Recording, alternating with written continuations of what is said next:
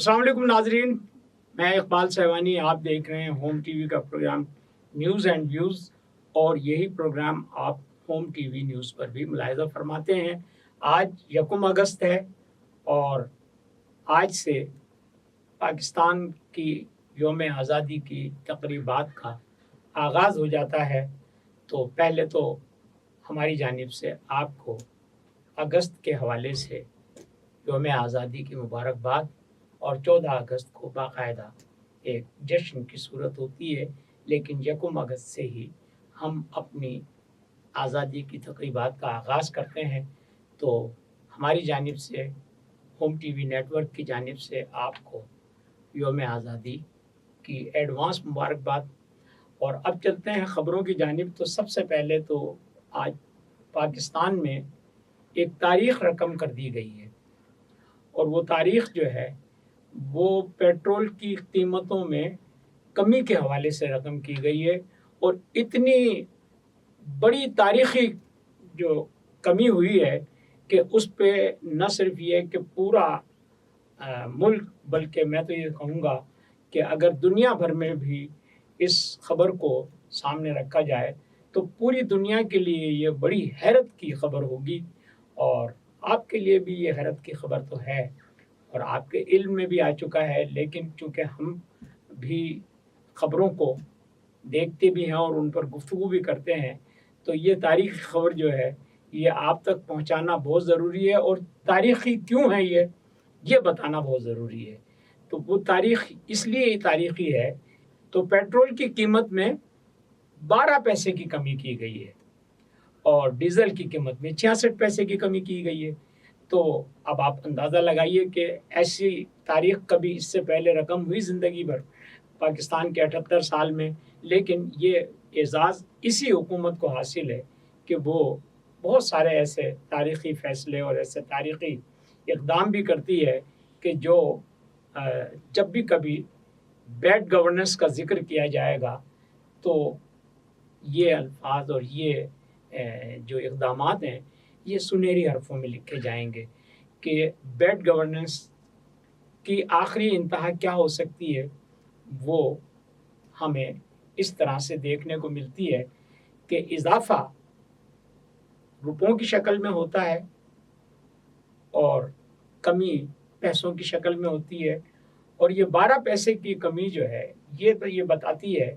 कि पाकिस्तान में कोई ऐसा सोचने समझने वाला दिमाग ही नहीं है जो इन मामलात को देखे कि आया इसका कोई फ़ायदा आवाम को होता है या नहीं होता है। इसलिए कि पेट्रोल, इस मुल्क में पैसा मिलता कहाँ है। मैंने तो अब तक नहीं देखा कोई 1 पैसे का सिक्का। कब किसी ज़माने में मिलता था, अब किसी ने देखा है 1 रुपये का सिक्का या 10 पैसे का सिक्का। तो जब आप 12 रुपये कमी करते हैं तो 12 रुपये का मतलब ये है कि एक 10 पैसे का सिक्का होना चाहिए। ये तो रुपयों की बात मैं कर रहा हूँ, वहाँ तो पैसों का जिक्र हो रहा है। पैसे का मतलब ये है कि 1 रुपये में 100 पैसे। यहाँ रुपये का सिक्का नहीं मिल रहा और आप पैसों में कमी कर रहे हैं। तो ये मैंने अभी कहा ना कि कोई ऐसा दिमाग यहाँ है नहीं जो इस्तेमाल होता हो। बस एक फार्मूला है कि अगर 3 रुपये बढ़ाने हैं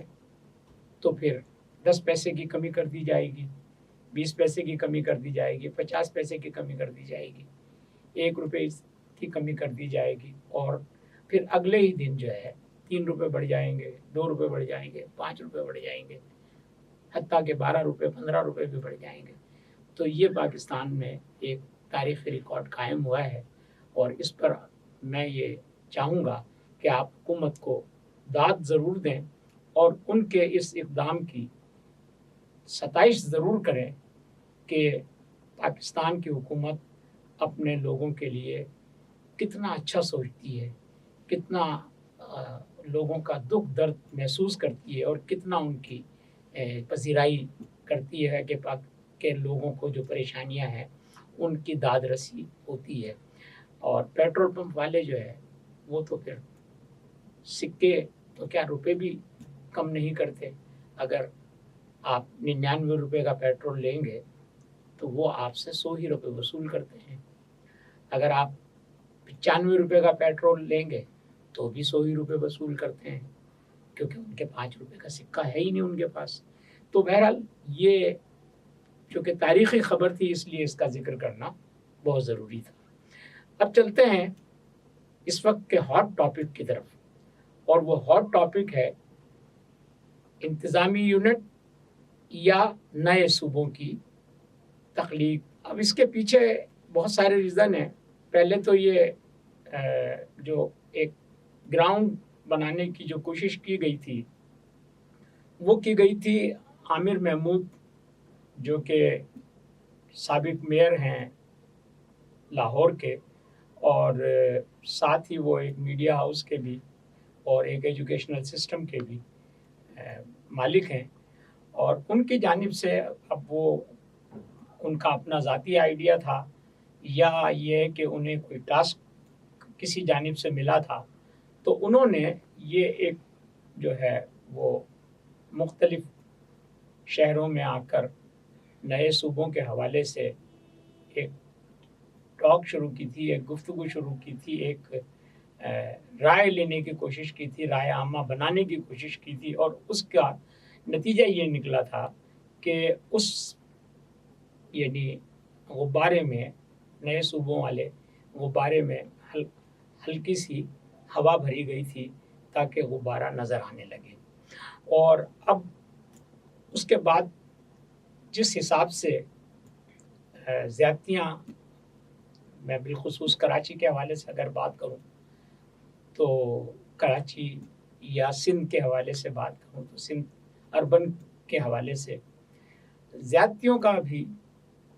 एक सबब जो है वो नए सूबों की तरफ रुझान को डेवलप करता है। अब ये एक अलग बात है कि अगर नए सूबे बन भी जाते हैं तो उसका इंतज़ामी ढांचा क्या होगा और क्या उससे उन लोगों की मुश्किलात में कमी हो जाएगी या उनके लिए कोई सहूलियात हो जाएंगी। इस हवाले से तो हतमी तौर पर कुछ भी नहीं कहा जा सकता, इसलिए कि असल मसला तो गुड गवर्नेंस और बैड गवर्नेंस का है। अगर आप गुड गवर्नेंस करना चाहें तो मौजूदा स्ट्रक्चर और मौजूदा निज़ाम में रहते हुए भी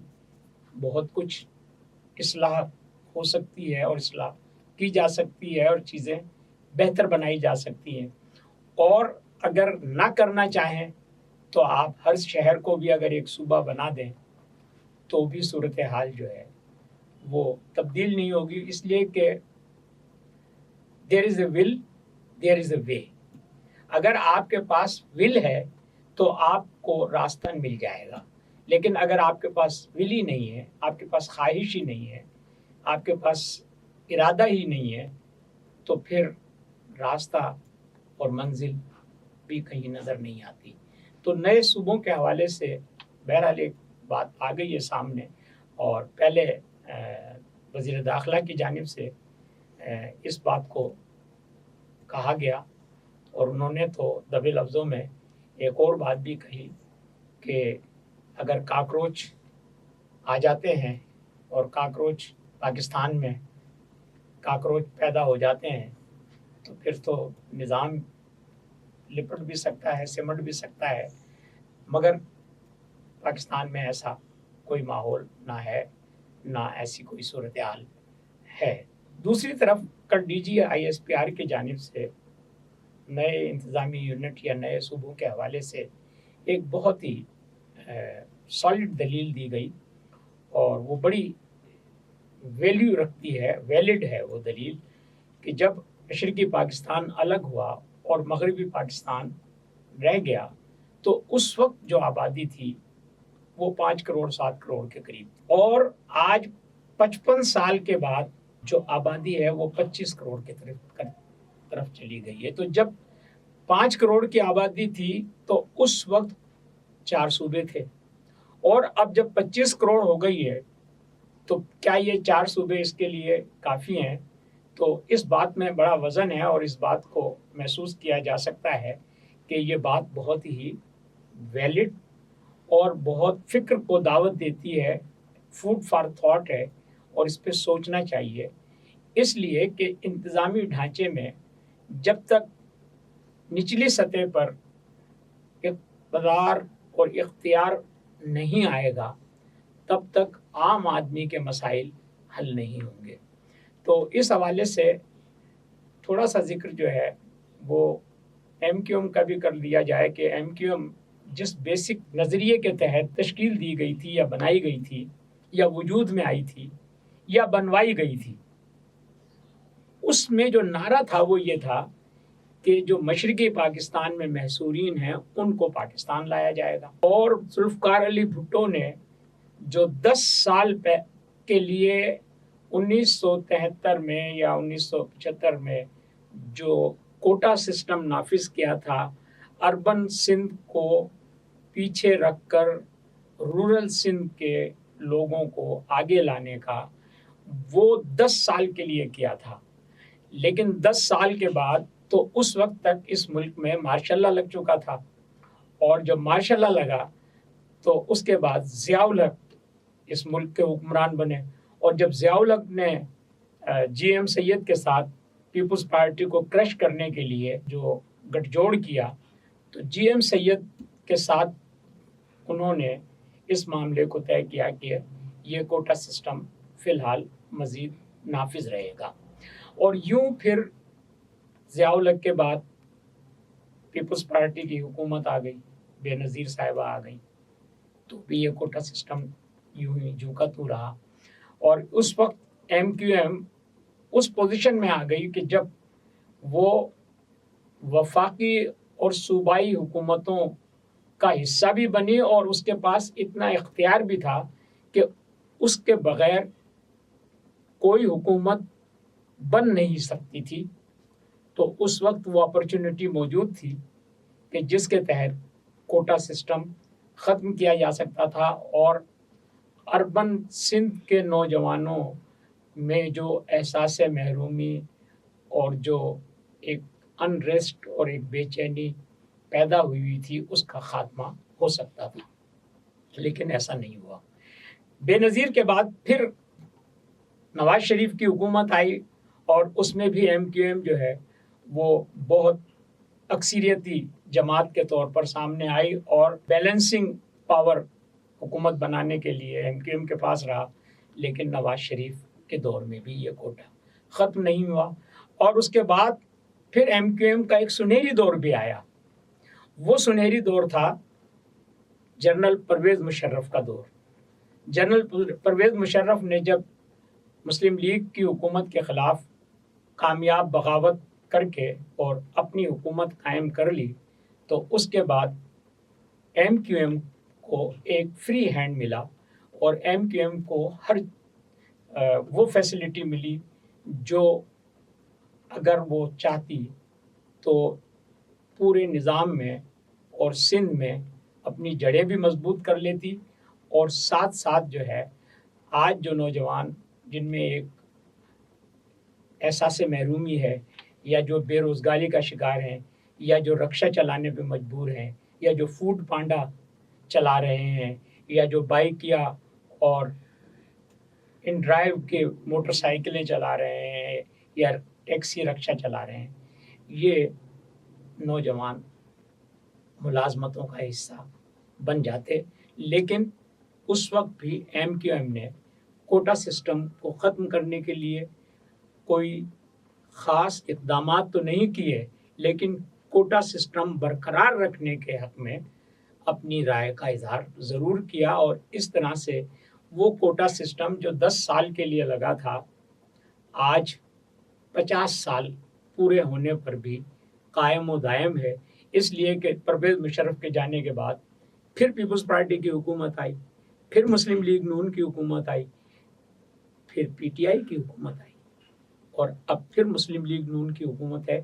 لیکن کوٹا سسٹم اپنی جگہ برقرار ہے۔ تو نئے صوبوں کی جو بات ہو رہی ہے، اس کو سندھ اربن کی جانب سے تو پذیرائی مل رہی ہے، لیکن اس پر حکومت سندھ کا جو موقف ہے، جو پیپلز پارٹی کی حکومت ہے، وہ اس موقف کی حمایت نہیں کر رہی، اور اس سلسلے میں وزیر اعلیٰ वाज़ेह तौर पर अपना एक बयान भी दे चुके हैं। तो आगे का मंज़रनामा क्या होता है? क्या रेफ़रेंडम होगा नए सूबों के बारे में राय लेने के लिए? अगर रेफ़रेंडम हुआ तो अंदरूनी सिंध शायद वो सूरत हाल ना हो, लेकिन कराची, हैदराबाद, सक्खर, मीरपुर ख़ास, मैं सिंध के हवाले से बात कर रहा हूँ, वहाँ से इसके हक़ में वोट भी आएँगे और इसको मुकम्मल हिमायत भी हासिल होगी। तो आगे का मंज़रनामा क्या होता है हम पहले से नहीं कह सकते, लेकिन बहरहाल ये है कि ये जो हवा बनाई गई है, ये जो फ़िज़ा बनाई गई है, इस फ़िज़ा का मकसद ही ऐसा है कि इस पर अमल दरामद के कुछ वाज़ेह इम्कानात मौजूद हैं, लेकिन इसके सियासी जो असरात हैं वो क्या होंगे, इन पर क़ब्ल अज़ कुछ कहना मुमकिन नहीं। आगे चलते हैं आलमी मंज़रनामे की जानिब और अमेरिका ईरान के आगे बेबस तो नज़र आता है, लेकिन उसका जो बढ़क मारने का अंदाज़ है वो अभी तक तब्दील नहीं हुआ है।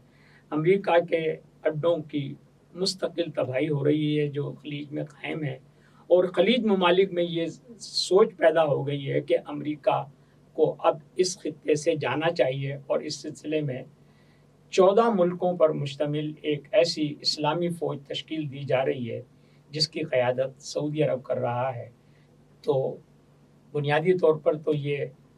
फ़ौज जो है वो बाबुल मंदब के हवाले से हौसियों को